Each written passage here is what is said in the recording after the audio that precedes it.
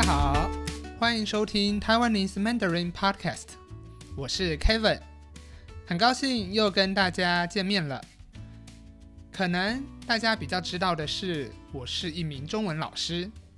但其实我的另一个身份是文学学者。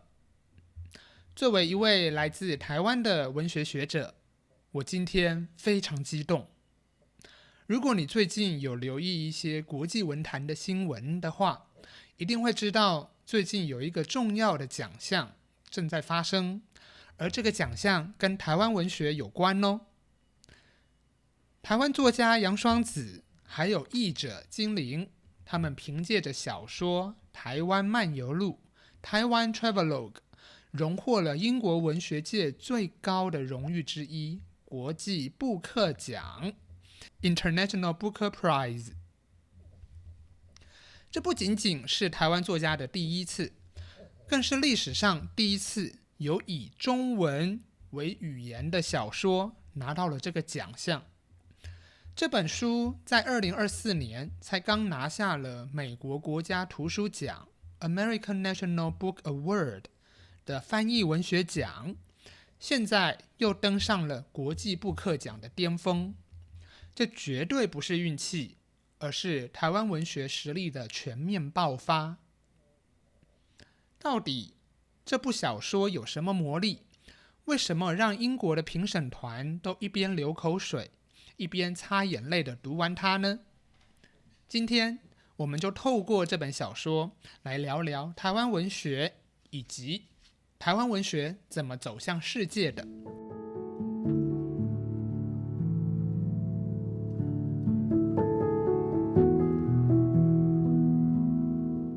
首先，我们来聊聊这个故事。它的背景设定在1938年，也就是2次世界大战的前夕。那时候的台湾是日本帝国的殖民地，正处于日治时期。这本小说故事的线索非常的诱人，是由12道台湾美食串起来的。故事的主角是一位来自日本的女作家，叫做青山千鹤子。她来到台湾进行巡回演讲，并且聘请了一位台湾女性王千鹤来担任她的通译，也就是翻译兼导游。两人结伴展开了一场环岛铁路旅行。这两位女主角的性格对比非常有趣。日本作家青山千鹤子，我们就叫她青山，她热情直爽，一看到台湾美食就完全没有形象。而这位台湾的通译，台湾的翻译家叫做王千鹤，他学识渊博，冷静自律，虽然一路上无微不至的照顾青山，但心里总跟青山保持着一种微妙的距离感。如果你只看到这边，你可能会觉得这是一部美丽的带有女同性恋情愫的这种昭和时期台湾美食旅游小说，对吧？或者你觉得这只是一个饮食文学，对吧？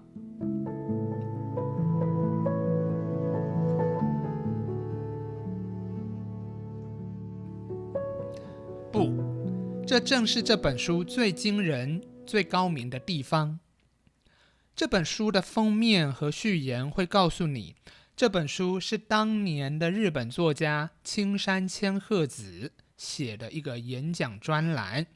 而且这个名字还煞有其事哦，叫 Aoyama Chizuko。你会觉得日本真的有这样的一个作家。而现在的作者，也就是台湾 Travelogue 这个作者，他只是把这本日本老书翻译成中文，再一次出版而已。这是封面告诉你的，但是这一切都不是真的，这一切是假的。这是一场完美的脱名虚构，或者说它是一本正经的在说假话的一种文学虚构。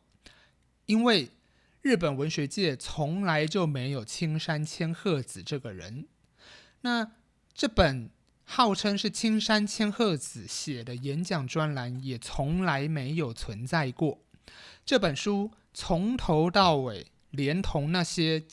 历史文献那些注解也都是假的，全部都是杨双子这位现代台湾作家虚构出来的。这种做法其实在文学上很常见，叫做后设手法，英文叫做 metafiction， 也就是关于一本小说的小说，就很像是俄罗斯娃娃一层套着一层的那种感觉。在英文世界里，这形成了一个非常奇妙的一种套娃娃的现象。读者在读的是翻译者精灵翻译了杨双子的这本小说，而杨双子又自己去假扮成了一个日本作家去写台湾。为什么要搞得这么复杂呢？因为杨双子想要探讨的一个非常严肃的主题，就是殖民关系中的不对等，以及殖民者自以为是的傲慢。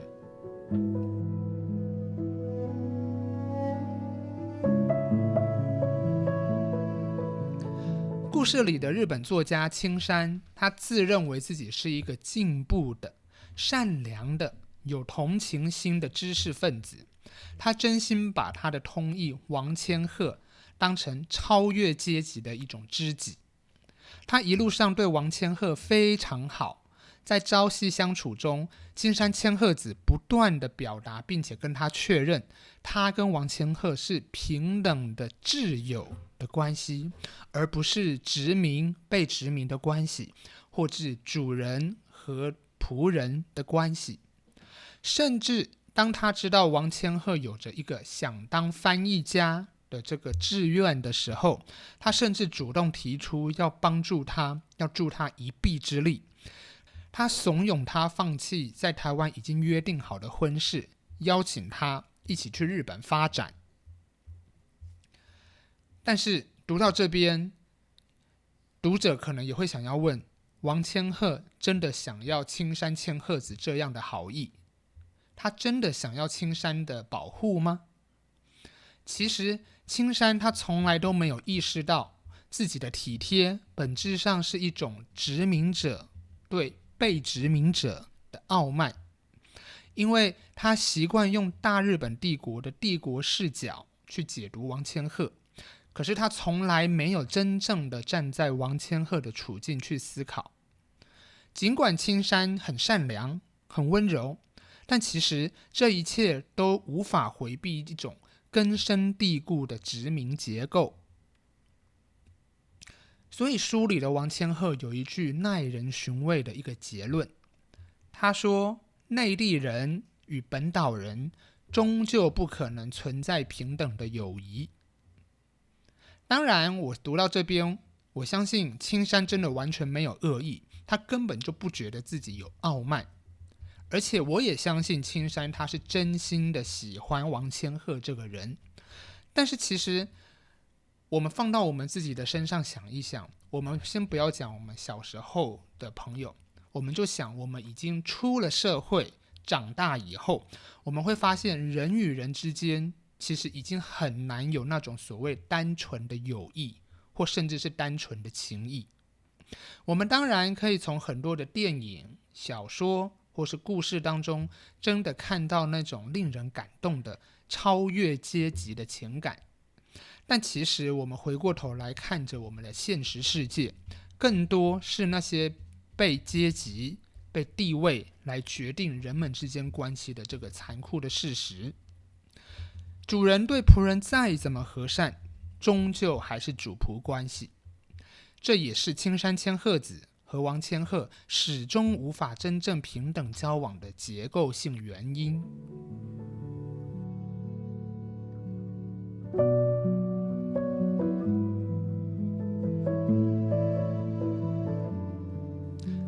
在这里，我想要跟大家分享一下台湾文学的情况。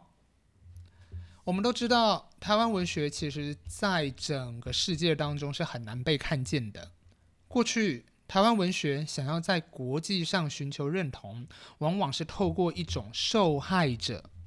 被压迫者或是一种控诉者的角色。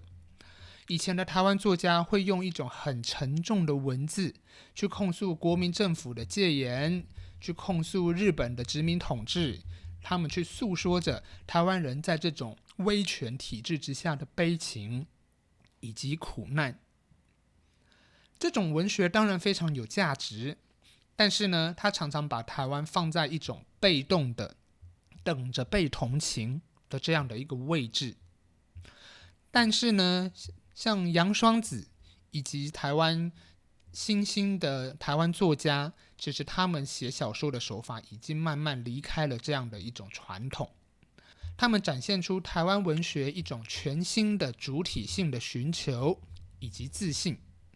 什么意思呢？台湾作家已经不再满足于过去那种哭诉的姿态，而是他们主动开始去玩弄历史。什么叫玩弄历史呢？我们都知道，台湾过去不断的被各种强权殖民、被控制，这个是历史事实，谁也改不了。但是台湾作家用一种虚构历史的方式，比方说我们在杨双子的小说里面，我们看到了台湾作家虚构了这两个人，其实他就是透过这种关系来寻求身份认同不同的可能性，以及透过那种玩弄历史的手法来讨论是不是有不同于现在的跟世界连结的一种可能。如果说历史是一种叙事，甚至是一种故事的话，历史本身就不一定是真理。那么历史都不一定是真理了，为什么文学就不能虚构历史呢？我认为我们今天在讨论文学虚构的这件事的时候，重点不是历史能不能被虚构，重点应该是如果我们今天去虚构历史，那么虚构历史之后所能展开出来的想象力，对我们今天的人怎么看待世界，有什么样的启发，这才是值得重视的。同样的，杨双子反过来去模拟殖民者的这种文学形式，他写的非常的轻盈，非常的优雅，读起来甚至像是一种酸甜动人的浪漫爱情故事。但就在你被那些美食以及女性之间那种幽微的情感所吸引的同时，后殖民的权力批判就像一根针一样，悄悄地刺进了你的心里。这就是为什么国际布克奖的评审会赞叹这是一部富有洞见的后殖民小说。台湾文学不需要再靠卖惨来吸引全世界的目光，我们也可以用高超的叙事技巧与世界顶级的文学作品平起平坐。这也呼应了杨双子在得奖的时候说的那句话：台湾文学的百年探问，实际上是台湾人100年来对于自由与平等的追求。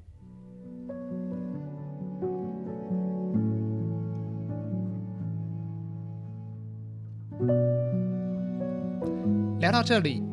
我们看见了这本书在历史上面的精巧布局，也看见了后殖民的权力批判。但对我来说，这本书最感动我的地方，也是最让人流下眼泪的地方，还不是这些文学理论或是文学技巧。这本书的背后，我认为隐藏着一个关于作者自己最深沉、最痛心的一个私人的生命经验。如果你仔细看作者的名字，作者名字叫做杨双子。双子这个名字在日文是双胞胎，在中文也可以解读为一种双胞胎的意思。这不是一个随便取的笔名哦。当你翻开《台湾漫游录》折页的作者简介的时候，你就会看到杨双子其实是一对双胞胎姐妹共用的笔名。姐姐叫杨若慈，妹妹叫杨若辉。姐姐杨若慈力主创作，而妹妹杨若辉则是在创作的时候负责历史考据以及日文翻译。这对姐妹共同创作出台湾历史的百合小说，姐妹俩一起热爱着历史与漫画，一起创作。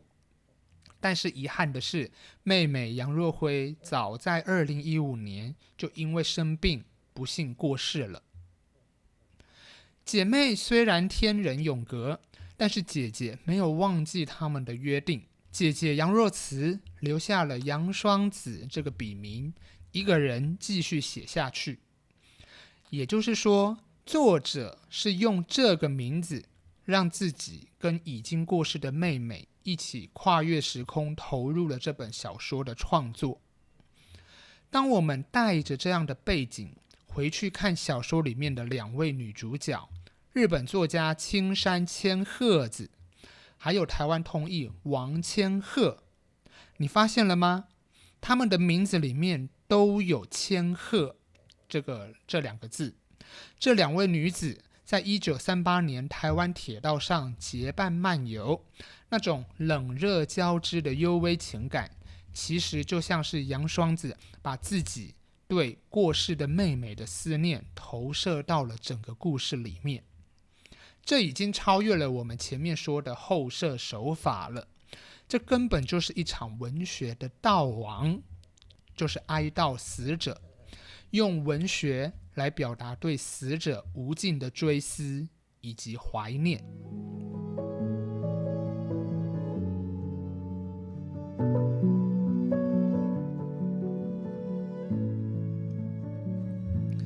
我觉得评论家朱佑勋老师说得非常好，他说杨双子把自己的名字刻进了整个小说里面，对亡者的思念到了这样的一个程度，已经是一种可以把自己作为作者的这个位置也让渡出去都没关系的这个程度。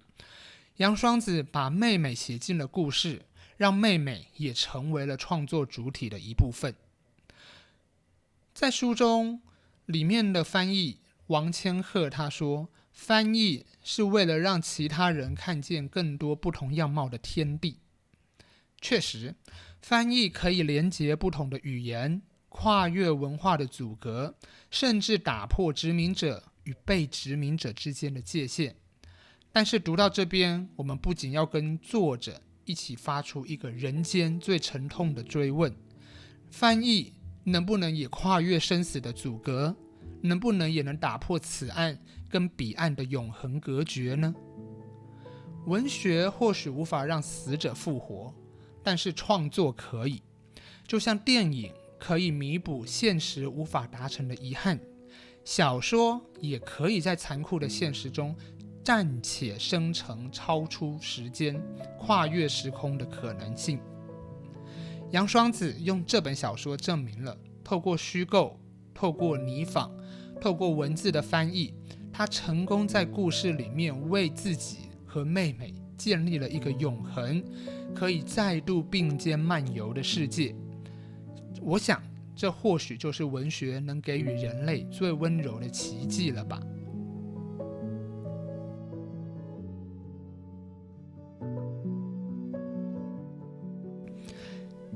希望今天的分享能让你对台湾的历史、文学以及翻译这件事有更深的理解。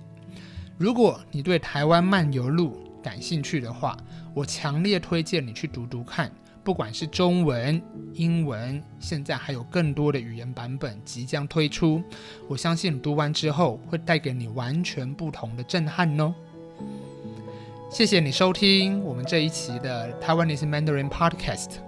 我们下一集再见喽，拜拜。